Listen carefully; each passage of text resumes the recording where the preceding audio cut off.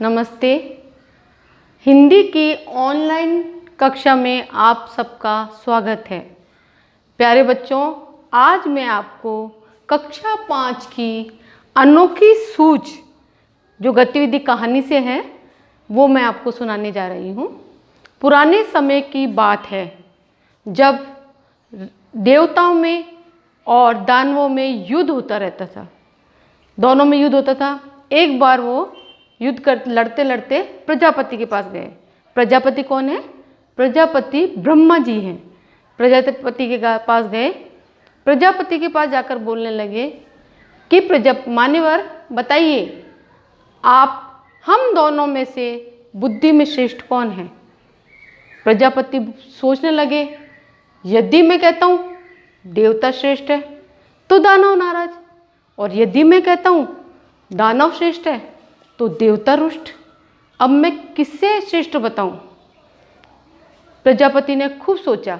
उन्होंने कहा, आप दोनों कल मेरे यहाँ भोजन पर आमंत्रित हैं। अब इसकी जो भी उत्तर होगा मैं आपको कल आपकी परीक्षा लेकर दूंगा। दोनों चले गए। दूसरे दिन वो आए। बोले, प्रजापति मान्यवर बताइए कि हमें क्या परीक्षा देनी है? प्रजापति बोले, आप उस कमरे में जाइए और आप उस कमरे में जाइए। एक कमरे में देवताओं को बंद कर दिया, एक कमरे में दानवों को बंद कर दिया। अब प्रजापति ने क्या करा, लड्डुओं से भरा थाल देवताओं के कमरे में भी भिजवाया और दानवों के कमरे में भी भिजवाया। देवताओं के कमरे में जाके कहा कि आप लोगों को ये लड्डू बिना कौनी मोड़े खाने हैं। आपकी कौनी यूँ रहनी चाहिए, मुड़नी नहीं चाहिए। यदि आप इस परीक्षा में सफल हुए तो आप श्रेष्ठ रहेंगे। उनको बोल के वो दानवों के कमरे में गए। फिर बोले दानवों को जाकर, आपको ये लड्डू बिना कौनी मोड़े सीधे यूँ खाने हैं।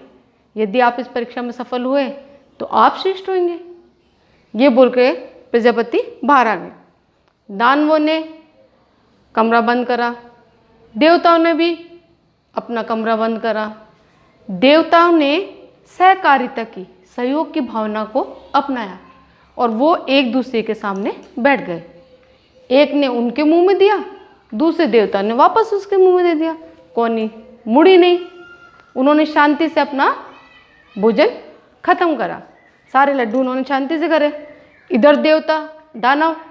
अब दानव को पता नहीं, क्योंकि उनमें इतनी बुद्धि नहीं है। वो तो लड़ना जानते हैं, चिल्लाना जानते हैं। उन्होंने क्या करा, लड्डू उछाला और मुंह खोला। मुंह में लड्डू नहीं गया, वो नीचे गिर गया। जैसे वो नीचे गिरा वो जोर से चिल्लाते, हा हा हा हा। ऐसे करके उन्होंने पूरे थाल के लड्डू उछालते गए, गिराते गए, उछालते गए, गिराते गए। अब जब उनके थाल के लड्डू भी खत्म हो गए, उनके थाल के लड्डू भी खत्म हो गए, तब प्रजापति उनके कमरे में गए। दोनों को देखा, फिर दोनों को वापस बुलाया। इधर देवताओं को खड़ा कर दिया, इधर दानवों को खड़ा कर दिया। मान्यवर बोले, देवता बोले और दानव भी बोले, मान्यवर बताइए, हम लोगों में से परीक्षा में श्रेष्ठ कौन है? कौन बुद्धि में श्रेष्ठ आया है? देवता ने भी पूछा, दानव ने भी पूछा।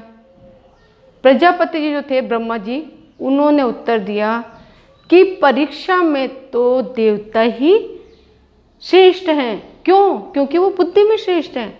उन्होंने सहयोग की भावना से, सहकारिता की भावना से अपना पूरा जो लड्डुओं का थाल है वो आपस में आमने सामने बैठ करके बिना शोरगुल के, बिना हल्ला मचाए, बिना लड़े आराम से खाया और उनका पेट भी भरा। और आप लोगों ने क्या करा, उन लड्डुओं को उछाला, पूरे कमरे में बिखेर दिया, हल्ला और मचाया। तो अब आप ही बताइए कि बुद्धि में श्रेष्ठ कौन हुए? बुद्धि में श्रेष्ठ देवता हुए।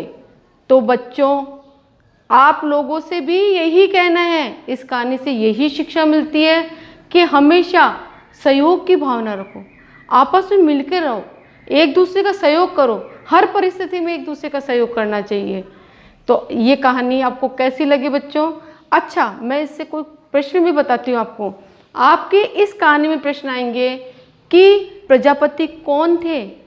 तो अब आपको इतने अच्छे से पता हो गया, आप आसानी से बता सकते हो कि प्रजापति ब्रह्मा जी थे। ब्रह्मा जी ने दोनों को क्यों बुलाया, दूसरे दिन क्यों बुलाया? क्योंकि वो उनकी परीक्षा लेना चाहते थे कि उनमें बुद्धि में श्रेष्ठ कौन से हैं, इस परीक्षा में कौन श्रेष्ठ रहे। इस परीक्षा में देवता श्रेष्ठ रहे। देवता श्रेष्ठ क्यों रहे? क्योंकि उनमें सहकारिता की भावना थी। तो बच्चों, इसी तरह जो भी आपको बताया जाए आप उसको बड़े ध्यान से सुनिएगा। इसी तरह की और मैं पाठ और कहानी लेकर मैं फिर आऊँगी। आप मेरा वीडियो देखते रहिए, इसको सब्सक्राइब कीजिए। आपको कैसा लगा आप क्वेश्चन भी पुटअप कीजिए।